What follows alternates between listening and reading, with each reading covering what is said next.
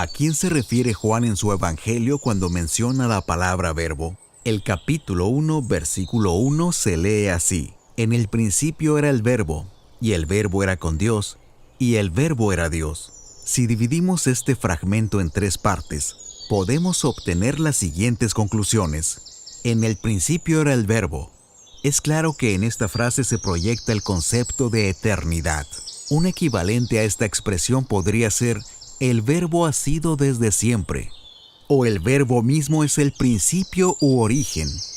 Logos es el término en el idioma griego usado para referirse al verbo, cuyo significado es palabra, y se refiere a algo que se habla.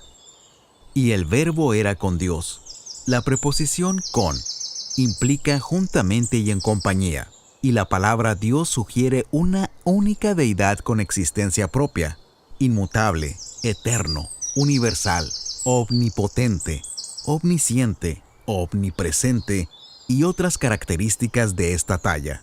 Todo esto denota entonces que el verbo siempre ha sido parte de la deidad trina y única. Y el verbo era Dios. Esta afirmación no deja lugar a dudas de que Juan asegura que el verbo, además de ser parte de la deidad, es a la vez dicha deidad. En conclusión, podemos parafrasear este primer versículo de la siguiente manera: el verbo ha existido desde siempre. El verbo es en sí el origen. El verbo siempre ha sido parte de la deidad única y absoluta, y es al mismo tiempo la deidad única y absoluta.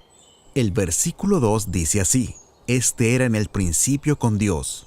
El escritor de este evangelio redunda en un hecho mencionado anteriormente en el versículo 1.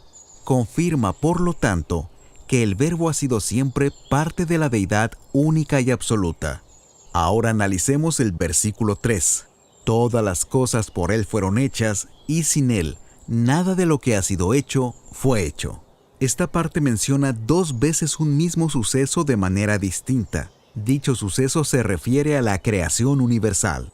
En primer lugar dice: todas las cosas por Él fueron hechas, donde no hay lugar a dudas de que la acción creadora de todo lo que existe fue llevada a cabo por el verbo.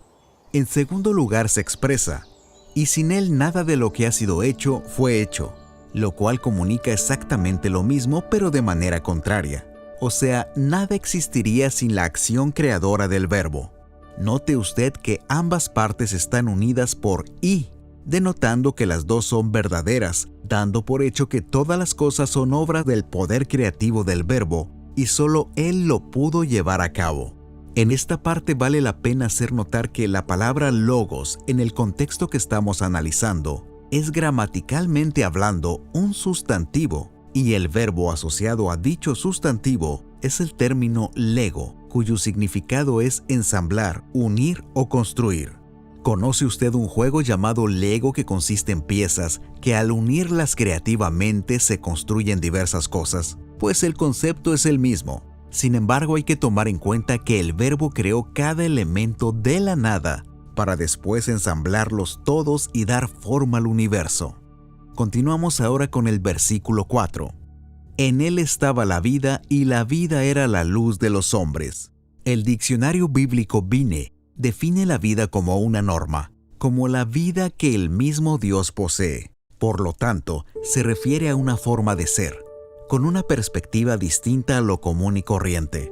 Una vida plena que conduce al hombre a ser un individuo completo. Una vida que es la verdadera forma de caminar durante el tiempo de nuestra existencia en este mundo. Una vida que se enfoca en el ser y no en el tener o poder o desear. Porque, por ejemplo, no es lo mismo el tener mucho dinero que ser millonario. Ser millonario es una actitud que forma parte del individuo. Es una manera de comportarse, es parte de la personalidad. Dios mismo es infinitamente millonario porque es el dueño de todo lo que existe.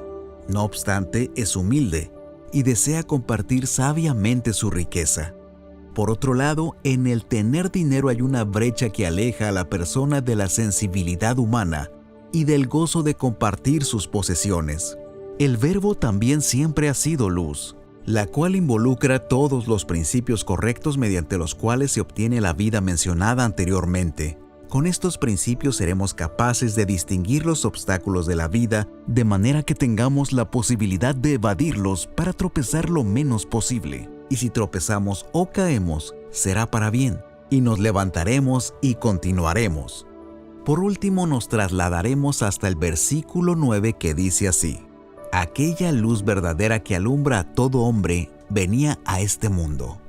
Este texto es solo para obtener una deducción final a la pregunta inicial de quién es el Verbo. El Verbo es la persona del Hijo dentro de la Trinidad divina. El Hijo tomaría la forma de un ser humano, vendría a este mundo creado por Él y se llamaría Jesús.